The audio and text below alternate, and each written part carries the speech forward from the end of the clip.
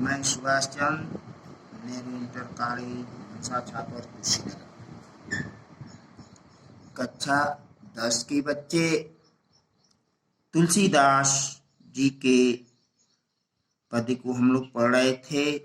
बनपथ से बनपथ पर तीसरा दोहा, बनपथ का तीसरा दोहा और तीसरा पद्य हम पढ़ेंगे तुलसीदास जी का। तो आप लोग बनपथ के तीसरे पद्य को देखें। रानी मैं जानी अजानी, महा पविपाहन हूँ ते कठोर हियो है। राजहु काज काज न जानियो, कहयो तिय को जिन कान कियो है। ऐसी मनोहर मूर्ति ये, बिछरे कैसे प्रीतम लोग जिए हैं। अखियन में सखी राखिबे योग, इन्हें किम कै बनवास दियो है। ये बनपथ का तीसरा दोहा है बच्चे। अब आप इसके कठिन शब्दों के अर्थ देखें। रानी मैं जानी अजानी महा, रानी माने कैकेयी। इसे पद में रानी कैकेयी जी को कहा गया है। अजानी माने अज्ञानी, पवि माने वज्र, पहन माने पत्थर, काज अकाज उचित और अनुचित, जानियो माने जानती, ती माने पत्नी, कान कियो है कहा मान लिया है, योग माने योग, की माने क्यों, की माने क्यों। ये कठिन शब्द के अर्थ है बच्चे। आप इसके बाद हम संदर्भ लिखेंगे, आप हेडिंग दे करके। संदर्भ आपको पूर्व में पहले ही हम बता चुके हैं, उसी को संदर्भ में लिखेंगे।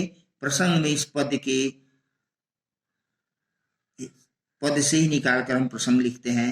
जैसे लिखेंगे आप प्रस्तुत पद्यांश में ग्रामीण स्त्रियों के माध्यम से कैकेयी और राजा दशरथ की निष्ठुरता पर प्रतिक्रिया किया गया, इसका वर्णन किया गया। ठीक है, प्रसंग यही लिखेंगे। प्रस्तुत पद्यांश में ग्रामीण स्त्रियों के माध्यम से रानी कैकेयी हो राजा दशरथ की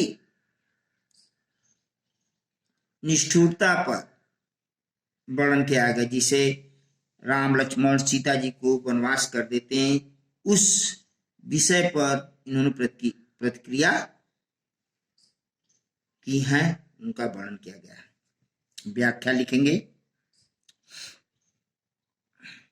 रानी मैं जानी अजानी महापविपाहन हूं ते कठोर ही हो। तो लिखेंगे श्री राम सीता और लक्ष्मण वन में जा रहे हैं, उन्हें देखकर गांव की स्त्रियां आपस में बातें कर रही हैं। क्या कर रही हैं? एक स्त्री दूसरे से कहती है कि मुझे तो ज्ञात हो गया कि, एक स्त्री दूसरे से कह रही है कि मुझे तो ज्ञात हो गया कि रानी कैकेयी बड़ी अज्ञानी है।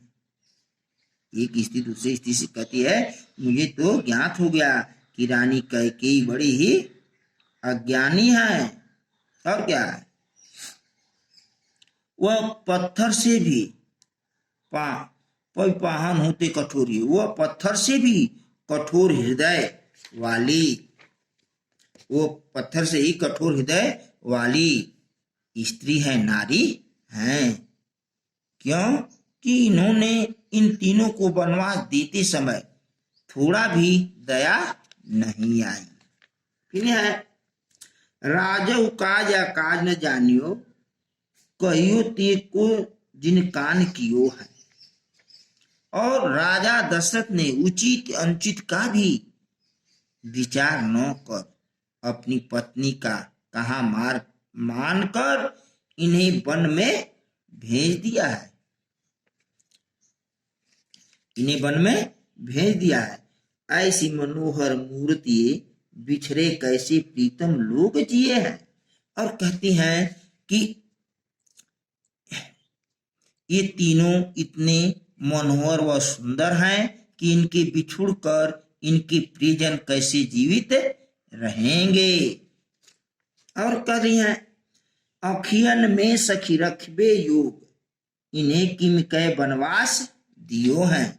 और कहती हैं कि हे सखी ये तीनों तो आंखों में बसाने योग्य हैं, अर्थात इनको अपने से दूर नहीं किया जा सकता। इन्हें वनवास क्यों दे दिया गया है। ठीक ना बच्चे, आप पुनः एक बार देखेंगे यार। रानी मैं जानी अजानी महापवि पाहन हूं ते कठोर ही है। गांव की स्त्रियां आपस में बातें कर रही हैं। एक स्त्री दूसरे स्त्री से कहती है कि मुझे तो ज्ञात हो गया है कि रानी कैकेयी बड़ी ही अज्ञानी है। और क्या है, वह पत्थर से भी कठोर हृदय वाली स्त्री है, क्योंकि इन्हें इन तीनों को वनवास देते समय थोड़ी भी दया नहीं आई है। और क्या है, राजे काज या काज न जानियो कहियो ती को जिन कान कियो है। और कहती हैं कि वे राजा दशरथ को भी बुद्धिहीन समझकर कहती हैं कि राजा दशरथ ने उचित अनुचित का भी विचार न कर अपनी पत्नी की कहा मानकर इन्हें वन में भेज दिया। और ऐसी मनोहर मूर्त ये बिछड़े कैसे प्रीतम लोग जिए हैं। और कहती हैं कि इनसे बिछुड़कर इनके प्रियजन, और कहती हैं कि ये तीनों इतने मनोहर और सुंदर हैं कि इनसे बिछुड़कर इनके प्रियजन कैसे जीवित रहेंगे। और कहती हैं कि अखियन में सखी रखबे जोग इन्हें किम कै वनवास दियो है। और कहती हैं स्त्रियां कि हे सखी ये तीनों तो आंखों में बसाने योग्य हैं, अर्थात इनको अपने से दूर नहीं किया जा सकता। इन्हें वनवास क्यों दे दिया गया है। ठीक बच्चे, अर्थ रहे। अब आप नीचे हेडिंग देकर काव्य सौंदर्य लिखेंगे। भाषा आपको पता ही होगा, इसमें भाषा ब्रज है, शैली मुक्तक है, गुण जो है माधुर्य है, रस श्रृंगार और करुण है, और छंद जो है सवैया है, अलंकार अनुप्रास है। पविपाहन पवर्ण की आवृत्ति है, यहाँ अनुप्रास अलंकार है। कान कियो में कोबर की आवृत्ति है, इसलिए यहाँ अनुप्रास अलंकार है। मोहर मूर्ति इसमें भी अनुप्रास अलंकार है। ठीक है बच्चे, इस पद में अनुप्रास अलंकार है। तो आज का अंक बच्चे यही समाप्त होता है। धन्यवाद।